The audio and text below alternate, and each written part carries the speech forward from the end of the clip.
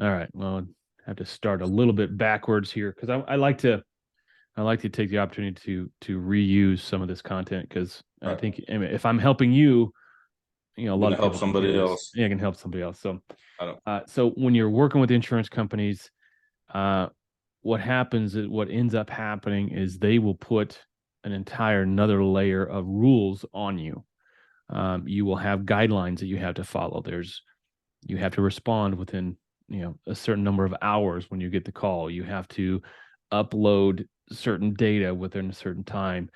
You have to upload an estimate, and you have to adhere to their guidelines, which means you can't necessarily bill for everything that you do. One of the major things with program work is you can't charge a service call. So you get a call in the middle of the night, you dispatch a crew or yourself, right?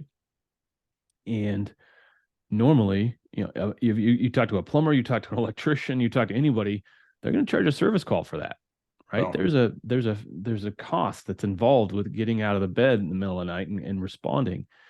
You can't do that. You can't charge. Most programs don't allow you to charge a service call. Most programs force you to adhere to their pricing guidelines. So you are working for them and they're charging you what you can and cannot charge, what your fees can be, and what they cap you. Um, as it happens, I'm just putting out a meme today. I'm going to broadcast a meme that essentially it's got a guy handcuffed to a truck, and that's what it means to be a program vendor. You are now a slave to the program. You work for the contract. You work for the carrier at that Yeah. point. You don't really run your own business. So I'm not a huge fan of programs, and there's a reason for that. They just destroy contractors. They push contractors down to the lowest common denominator, and the only way you can make any money is on volume, and just you have to be really big to make any money at all. So the one man operator, and the other way is you have no overhead. But the dirty secret is the bigger you get, the more overhead you have, and the programs don't allow you to scale. They don't allow you to increase your overhead because you can't charge. You're capped at what you can charge. You can't even mark up emergency services and mitigation work, right? You're a contractor. You have a markup. What kind of work were you doing as a contractor? A lot of flooring, bathroom, kitchen and bathroom, some landscaping. Okay, so when someone said they wanted to replace all the carpet in their house, how would you price that? Usually for demo, about $1. I charge by square foot. It's Mm-hmm. about $1 to remove this to remove the carpet prep work, and then to for installation, roughly between $2 to $3, depending on what exactly is going on. But it'd be by square feet. And then what about the material? The material, I mark up usually like $1 a square foot from whatever I'm getting it for. Okay, so on a percentage basis, it depends on. I Are would you say like making? Were you 35%. were you making enough money doing it that way? Yes, Okay, so you just said 35%. roughly 35, 40. So you are capped. Yeah, if you're doing program work, the maximum you can mark up anything is 20%. And the bigger you get, the more that does not cover. That doesn't cover your costs, doesn't cover your overhead, and definitely doesn't leave enough money left over at the end of the day. Is this using their program pretty much? Well, you still have to use Xactimate. Some carriers are onto a different estimating platform called Symbility, which is just garbage. But they don't own Xactimate. Xactimate is a standalone thing. They just require you to use it and then limit how you can use it. You can't change the pricing. You can't do a lot of things that the program would allow you to do, but the Xactimate would allow you to do it, but the carrier won't. Um, so if you're going down that road, um, just try to stay independent and start small. And this is what I would do is just get enough equipment to get by, to do one or two jobs at a time, and then do enough jobs as those jobs come in, As the profit comes in, you invest in more equipment or invest in more crews. And that's how you scale. That's how you get bigger. But you can't scale unless you're making money and unless you're making enough profit. And there's just not enough profit on the program side. Are there ways to tweak like the numbers through, not the numbers, but through Xactimate? Is there any way to tweak it to where you're actually more profitable than just doing what's required, I guess? Yeah. Yeah. Yeah. And that's what I do every day. I take the price list and I factor it. I add an additional markup to that price list to make it profitable. Because Xactimate is a really good program. It's really it does a lot of things really well, but at the end of the day, it's a cost estimating program. It's not a profit estimating program. Right, right. So it'll do a real good job of setting your costs. I can build a house in Xactimate, put in all the carpet, and it'll tell me, it'll give me all my flooring cuts. It'll tell me how many 12-foot goods, how much carpet do I need to order. It'll tell me that. It'll even say, based on the grade of carpet you put in there, it's this much per yard or this much per square foot. And then you can gauge that against the market. Like, okay, I'm going to go get this. Let's say it said it's $12 a yard, but the material that your client picked out is $14 a yard. You can go into Xactimate and add that $2. And then Xactimate will spit out. It'll allow you can spit out a report that allow you to say, okay, I need 124 or 300 foot of 12-foot goods or something like that. Right, right. It'll give you the cuts. It's really good at establishing the costs, and then it's on the contractor to do the appropriate markup so they make money on it. So just starting out, you don't have to learn Xactimate. That's why you've got folks like me, claims delegates. Right. We've got 4 estimate writers. So your first job comes in, all you got to do is write it up, scope it and take some pictures, send it to us, and we'll develop your invoice for Right. you. Right. And I did see your videos that do that, and that was something that I was planning on doing, kind of just to shadow kind of what you guys were doing, eventually learn based off of that. Yeah. And you need a system. And I don't know if you found the 24-hour tech yet or not, but that's a good system. And I'll send you waterdamageprofit.com. That'll get you there. And have you taken any classes yet? Not yet, but I looked up kind of on waterprofitdamage.com. Waterdamageprofit.com. Water damage profit. No, but I have them all pulled up, and I just that's another question I had. Is there better ones to go to than, or are they all the ones kind of in Georgia and You want to do ones you want to do IICRC. So the IICRC has the WRT, the Water Restoration Technician, and the ASD, which is the Advanced Structural Drawing.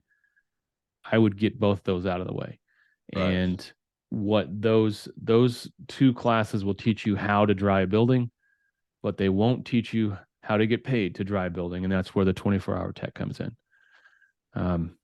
But that's I have really the that's all you need. IICRC, the RIA, WRT, and ASD. I looked up those. I don't know if those are all required, but I was planning RIA is an association, the Restoration Industry Association. Okay. Well, I have that written down here. Yeah. So the WRT and ASD are both IICRC. Yeah. And I've never been asked to show my certification. So there's no barrier to entry. Then there's guys every day that go out there and try to fake it. They fake it till they make it with no certifications whatsoever. Really? I thought the insurance or somebody checks, or I don't know. Nobody really checks. That's interesting. Well, I still want to do it for myself to know how to operate the equipment. And anyway, that's the key. That's the key. You want to do it so you know how to dry a structure properly. But no one's going to be asking for. It's just like, I mean, I've got a college degree. No one's ever asked to see my freaking degree, right? They hire me based on on the other things. Yeah. They don't hire you for the certifications you have. They hire you for the service you can provide. So no one's asked, and we've got friends and people that are hardcore about it that say, well, I'm gonna stay current. I'm gonna do my continuing education, and all this stuff. And I never bothered. I've taken, just by virtue of not having my IICRC certifications current, I've had to take WRT 3 times because How I long went does it stay active for? a year, maybe two. Really? But then I took a job with a franchise, and they required everyone to be current. And I said, well, I took this, right? I took WRT, I took ASD, I took MRT, mold remediation technician. I took all these things, but they just weren't current. So they sent me back to the class I'd already taken twice. The same Just, thing, the but same yeah, content pretty much. same goddamn shit. I mean, I slept through the last time I did it, but that was a service master franchise rule that everyone has to be currently certified. Right. But outside the franchise world and outside the program world, no one's going to force you to be current, right? Right. It's about how, just you got to know what you're doing and have experience. Um, so you need to do that first off, just to get the lay of the land, just to figure out Yeah. how it works. But beyond that, no one's going to ask you for that. No one's going to be looking for that. You did mention also that Florida is probably not a good place to start something like that. Florida's terrible, man. That's Terrible. interesting. They took away the ability to recover attorney's fees if you or the insured has to sue, which is dumb. And Florida it's just a really, really hard market. You don't have any of the big carriers. It's all local because all the big carriers left Florida. It's just, I've got an appraisal right now from a guy that went from California, went to Hurricane Ian, or what was the last one? Was it Ian? Yeah. I don't remember one of Whatever the those. last one was. He went over there, did some work, and now he's having a hard time getting paid.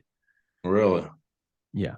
And so these things go to appraisal, and it just takes, so it's just not worth relocating. Okay. It's a really, really hard market. The restoration contractors in Florida, in my experience, are very cutthroat. This is going to go out on YouTube, and so yes, you Florida people, they're cutthroat, they're bastards. They just as soon push you onto the railroad tracks than help you as a fellow restorer, and you don't get that in other parts of the country. Most parts of the country, other restorers are going to see a young guy like you and want to help, and that's probably one of the best places you can start is get your WRT, get your ASD, get some equipment, and then go to other restorers and say, hey, can I be a sub to you? Can I do your dry outs? Or Right. Right. can I assist? I mean, one of the best ways is get on with a bigger job. That these guys get overwhelmed in bigger jobs. Northern California right now is getting killed, right? Those guys are getting, yeah, I mean, they're busier than they care to be. So you make a couple phone calls to restoration contractors in Northern California right now. I'm sure. I mean, you'd probably have 2 or 3 guys say, "Yeah, when can you get here?" And they'll hire you on for a couple weeks. You do some work. That's the best experience you can get in the heat of the battle, right? This is just, they'll throw you in and say, do this, and this, and you're going to see firsthand how it's done. And then you bring that experience and Right. all that back home, and then you're way ahead of guys that just took a WRT and then trying to figure it out. I like that. I didn't even think about that. That's actually a good idea. Everyone's looking for bodies right now. So, I mean, that'd be I don't know what you got going on your construction side, but if you got some time, I would just plan on, packing your tools, getting your truck and going north for a little bit and really learning. That's drinking from the fire hose, but I don't learn by reading books. I don't learn by taking classes. I learn by doing. I'm very much, and I think most of Yeah. contractors. So my understanding was that I had to get certified and everything. No. Now you might, if you took a job with somebody, they might require it. Right. But insurance companies don't require it. Insurance companies are not in a position to require anything of a contractor, right? The contract between the insured and the insurance company is called the insurance policy. That's a contract. Right. That is between those two people. That's it. It doesn't have, that contract doesn't reach beyond the insured to you as a contractor. So the insurance company has no pull on you except for they have no leverage on you except for the leverage you give them. And that's the problem. That's the situation a lot of contractors get themselves in, is they get on the programs where they start saying, yes, yes, sir, I'll do that. And they start, the insurance adjuster says jump, and they start saying how high without really understanding that the insurance adjuster has nothing on them. They don't work for the insurance adjuster. They don't work for the insurance company. They work for the insured. And that's where a lot of this industry's got it backwards. We got it all messed up. So did you get registered to the roundtable today? I did.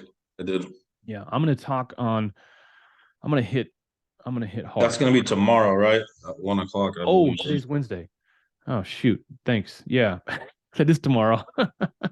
Does it ever happen to when, let's just say you get all your numbers added up through Xactimate, and then the insurance is trying to fight you over that cost, and they're trying to get you down, even though that's your Yeah, hours that were actually put in. happens every day. What happens then if you're not budging and they're not budging? Well, how can you come to an agreement at that point? Well, you can't.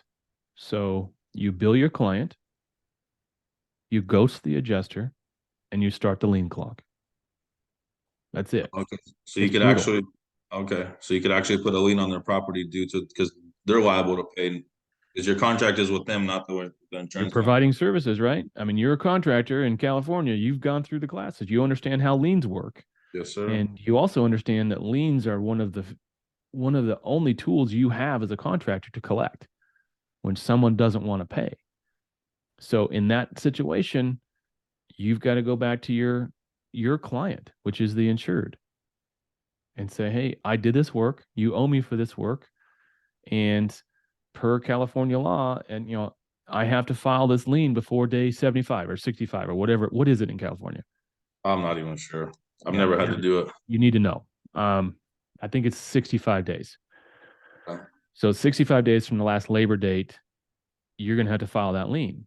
And if you don't file that lien, you lose the right to lien. And then at that point, both your client and the insurance company can just hang you out to dry. They'll say, fuck you, sue me. And you could sue, but then that's going to cost you money, right? Filing a lien costs money. I don't know what it costs, $200, $400. But when you're talking about collecting $5,000 or $10,000 or $90,000, that $250 lien is pennies. It's nothing. And if you educate your client, and if you prime them ahead of time, hey, if I don't get paid within 15 days, there's a late fee. If I don't get paid within 65 days, I'm going to file a lien on your property. And then you put it on them, say, hey, here's all the paperwork, here's all the documentation, here's my invoice. You submit this to your insurance company because that's a cost incurred. And every insurance policy in the land says something to the effect of all reasonable costs incurred are to be reimbursed, and reimbursed promptly. Like if they submit your invoice to their adjuster, that adjuster has 15 days to pay that legally. In California might be a little different. I don't know, but it's something like that. All right. And you just stick to your guns, stick to the timelines, and you will get paid. The people that don't get paid are the ones that go, oh, I'm not going to file a lien. I don't want to make anybody mad. Or I'm not going to charge any late fees because I don't want to make them mad. Well, make no mistake, this is a war. Once the insured files a claim, they are at war with their insurance company, whether they want to admit it or not. And once that adjuster understands that you are going to bill appropriately, you're at war with them. And it's a competition. It's a battle. And the only way you win is to not play their game. That's it. You start playing their game, you get on a slippery slope, and all of a sudden you're collecting 50 cents on a dollar and go, oh, thank God I got paid on that. Well, you got paid half. So Just don't play the game. Don't start out down that road, and you'll be better off. My other 99% of the time, 99% of the time, you stick to your guns. You bill your client. They pass that invoice to their adjuster. You will get paid. But you also have to get your contracts in order too. So we can consult. We can help you get your contracts in place. But before we do any of that, I want you to go through WRT ASD, and then come back and we can talk about what that looks like. I had another question. Is it worth? Do you think it's worth getting onto the build back side of restoration? Is it based on what you've seen? From your perspective, you're a contractor already. Yes. And then do you have to how use it works. Xactimate to do that, or is that already a separate thing where you just bill based on your numbers? No, the only reason we use Xactimate is out of a courtesy to the adjusters and the carriers. And that makes it a whole lot easier to get an apples to apples comparison, because they're going to generate their opinion on what this loss is worth in Xactimate. So they're going to come up with Xactimate already. You might as well come up with Xactimate, so you can show them, hey, I appreciate you caught these 4 things, but here's 10 more that you missed. All right. It makes it very easy to do that comparison and show them, hey, your adjuster left out this. So that's the only reason I would use Xactimate. Even for the build back, or is that more for the mitigation, you would say? Both. Okay. So on mitigation, if you can avoid it, I wouldn't do Xactimate either. Really? But if you don't have a billing system already, you need something. I feel like it's just easier for them to understand the language at that point with Xactimate. Well, that's a two-sided sword. It's also easier for them to cut it, because you'll have adjusters say, well, I'm ICRC certified. I went through WRT, and this isn't warranted, and that's not warranted. And you can't charge me for anything beyond 4 days. And there's things like that. But if you are properly educated and you know what you're doing, and you have somebody like me backing you up, you can fight that. On the mitigation side, though, you can go straight T&M. You put it on a napkin. There's no requirement to use Xactimate. We just use it because it makes those communications, those negotiations a little bit easier. But if you want to just take a hard line and say, my bill is my bill, my bid is my bid, you don't have to use Xactimate at all. And you force them to, yeah. But eventually, the more work you do, just in order to grease the wheels and get things moving, you're probably going to end up using Xactimate. Okay.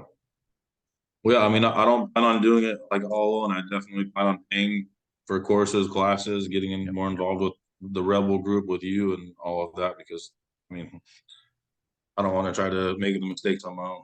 No. Let's learn. It's easier to learn from somebody else's mistakes. That's for sure. And you're going to see that. The more you're in the Restoration Rebel group, the more you're gonna. There's guys doing it right. There's definitely guys doing it wrong, and there's some.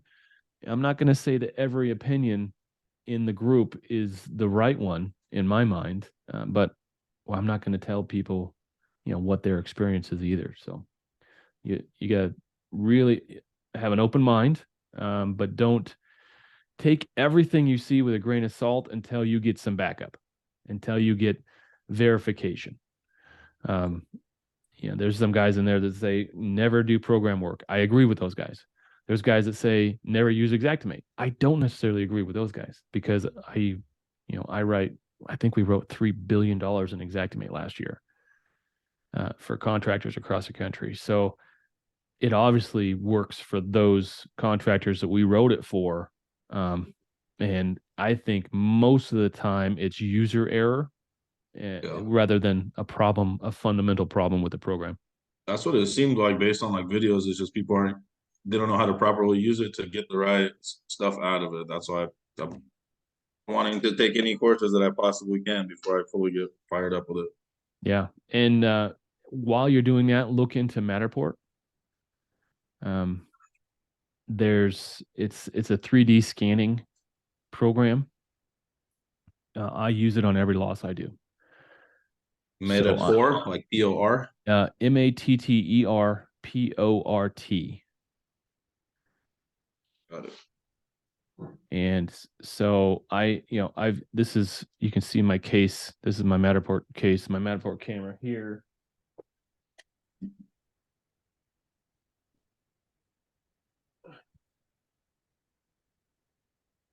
I'm prepping for a trip to Colorado, Steamboat Springs next week. So I'm taking my Matterport. You can use this camera, or you can use a simple 360 camera like this. It's a Ricoh. But from my perspective, in order to, if you're going to have somebody else write your estimates, right, whether it's Xactimate or not, you're still going to be able to have to quantify the job. And so I take this camera in, I scan the property, I get a 3D rendering in that property. I can pull the Xactimate sketch out of that and then start writing my estimate on top of that. And it doesn't require any drawing or measuring or anything. You just got to run the camera and you're done. Really? And you're able to go down the road when the adjuster gets involved. You're able to share a link with them, and you could virtually walk the property with them at the same time. That's pretty both awesome. be at the desk. So it's a powerful tool. There's costs involved. Definitely. Smaller guys just getting started, probably not quite ready for Matterport. And there's some other options out there. The other thing you need to look at is Encircle, Encircle, Encircle. Let me see. Encircle, oh, come on, machine. Yeah, it's just encircle.com. No, it's not. It's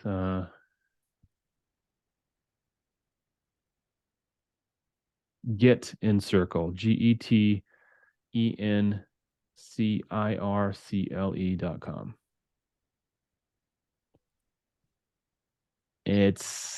I'm not sure what the costs are, but I like what they're doing. They got a lot of good things happening as far as on-site documentation, equipment tracking, and moisture monitoring. And the biggest thing you're going to realize is you need to establish how wet it is and how fast you get it dry. That's what it comes down to. And so a platform like Encircle allows you to do that. A platform like 24-Hour Tech does that as well, but it's paper. My 24-Hour Tech is just a paper-based system. And I've got I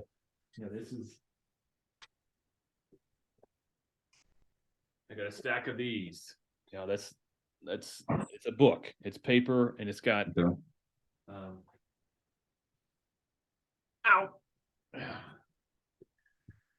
So start with a 24-Hour Tech. I would look at that, and bring that. I would bring the 24-Hour Tech paperwork to your WRT class. Okay. Because once again, WRT will allow you to. It'll teach you how to dry a structure, but it won't teach you how to get paid to dry a structure. And that's what the 24-Hour Tech is there. At the end of the day, if it's not documented, it didn't happen, and you can't bill for it. So that's how we make money. We make money by documenting everything and then billing for everything.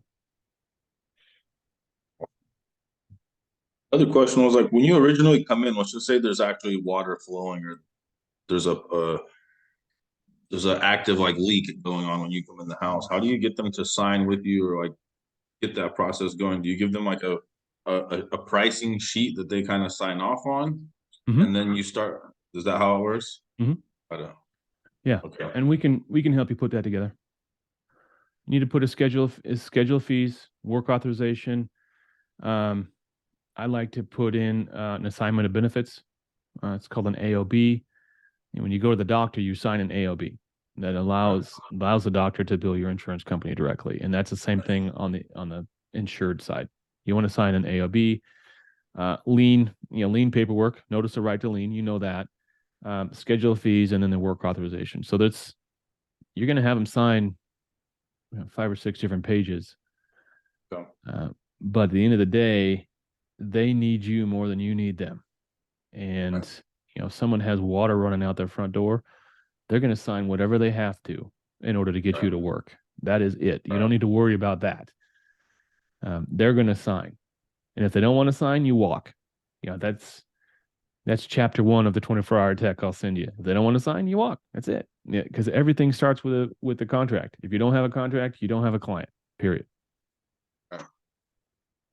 And then there was somebody, it was John something, I believe you wanted me to get in touch for the marketing, because that's definitely somebody I want to get into contact with, because based on the business that I run, everything's been just referrals and Mm-hmm. all referrals. So all of that advertising marketing is going to be a new thing for me to kind of put into here too. And then I want to do, this is all going to be different for me. This whole using different systems and everything. I was more like old school, by the book type of thing.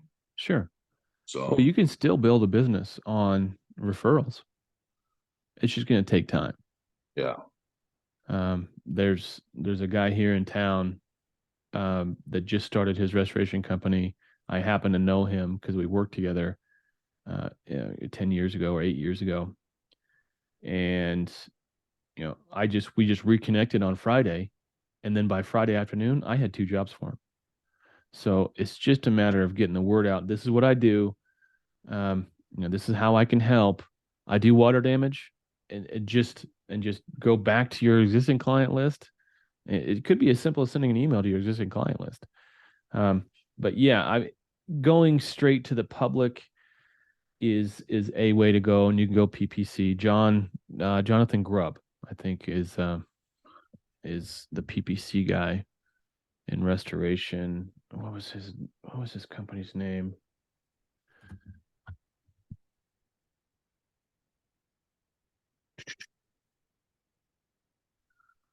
Can't find it. There's a restorationmarketing.com. They do PPC. I don't know them, but well, I think before you look at the PPC, and there's I think it was Shane. Shane. Shane O'Dazier. Yeah, Yes. he's got some good stuff. He's got some good systems. So, at this point, there's no wrong question. Just ask as many people as you can. What's Shane charge for his program? I'm not sure. I haven't gotten in contact with him yet. My first step is like I'm gonna go get these certifications. That's like step one, and then I'm still doing a lot of learning. I'm every day putting in a couple hours watching your videos and other content that I could really find. So Okay. Well, I think you're going down the right road. Get your certs and get into the Restoration Rebel group, and I think there's going to be a lot of tools that we can put in your hands. But right now you don't know which tool is going to be best for you, so exactly. you're a little too early. But in the meantime, how much do you have any equipment or anything like that? Or I do. I actually have a lot of equipment, but nothing for the nothing for the restoration. I mean, no like dryers, no humidifiers, nothing like that.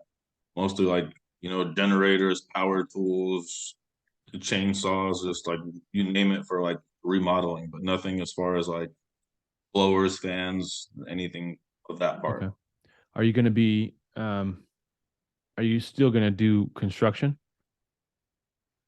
Uh, I'm not sure. It depends how this goes. I kind of want to go full force into this. I mean, I don't see myself giving it up because I'm really good at what we do. I have a crew and stuff, so it's definitely something I'm still gonna service. I'm gonna offer, Good. but I do want to get involved with this side of it also. I feel like Yeah, so use the restoration as a bolt on to your existing contracting company. exactly. That's what I would do. But once again, don't go franchise. Franchise, they're going to own you. You can't make as much money as you could independently. I talked to franchise guys.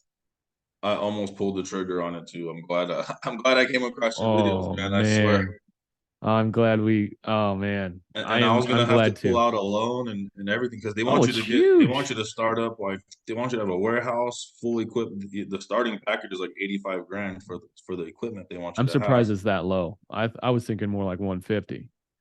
It was 85 to 150 with Service Master. Yeah. Yeah.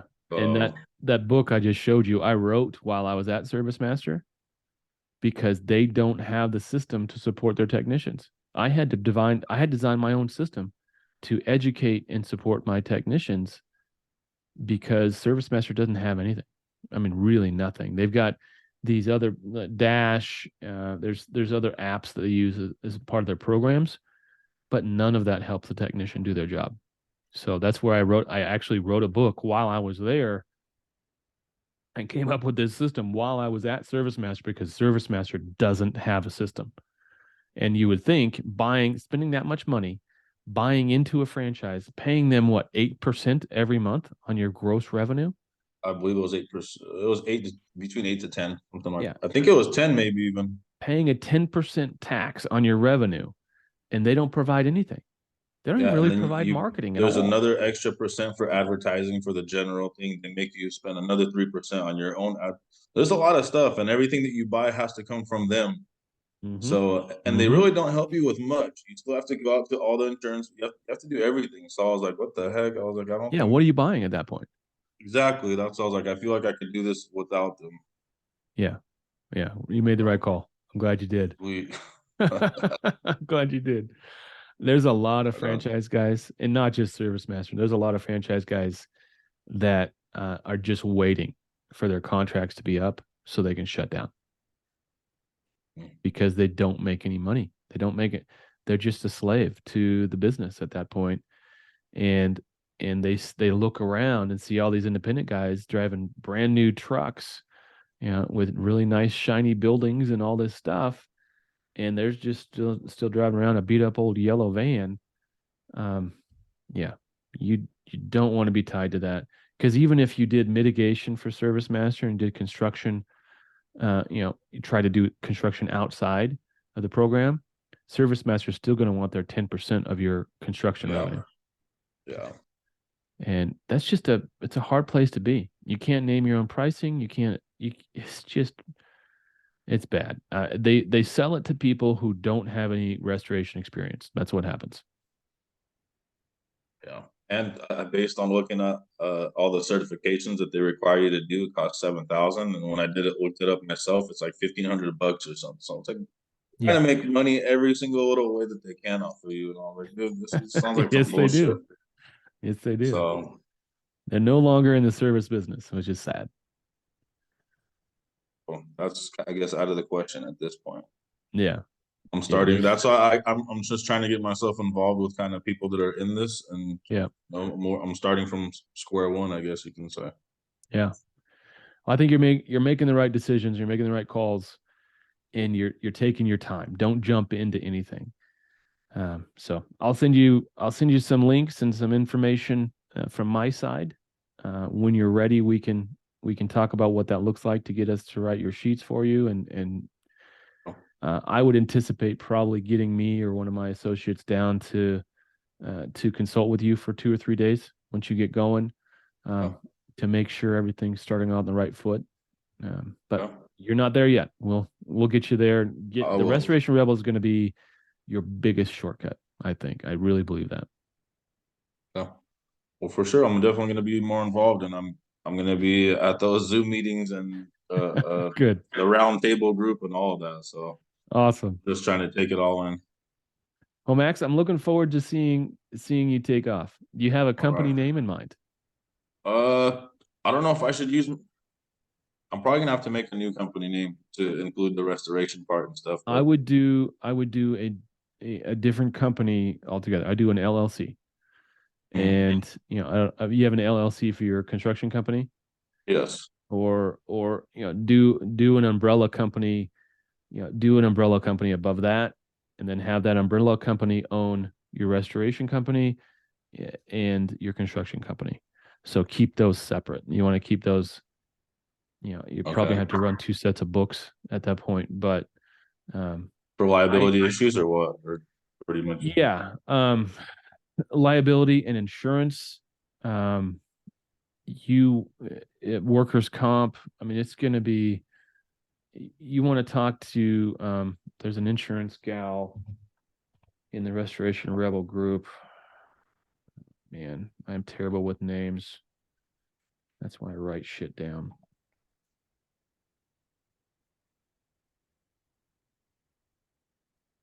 Can you still run it as like using subcontractors to where you don't need employees in a sense for workman's comp, or do you need that?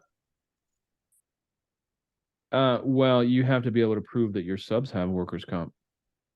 Got it. Where's my there it is. There it is. Jennifer Sterling. Sterling is Sterling, and she's at sterlinginsuranceservices.com.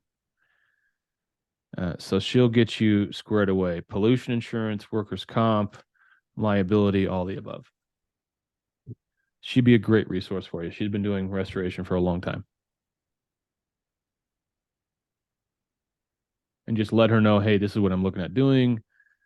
And let her quote your construction company's insurance, and have her take a look at that too, because we could all take another set of eyeballs. There's a lot of guys paying way too much for workers' comp because they're not categorizing themselves correctly, and some of the stuff. Sometimes they're not categorizing their employees correctly. But ask her; she'd be a great person to ask. Hey, how's it work with employees versus subcontractors? What do I need to do to cover my butt? And she'll get you down the road. Okay. So, all right, Max. Well, let me know how it goes, Right, and looking forward to seeing you tomorrow. Thank you, sir. Appreciate brother. it, man. I got a lot of info today. Good. Take care. Bye, man. Bye.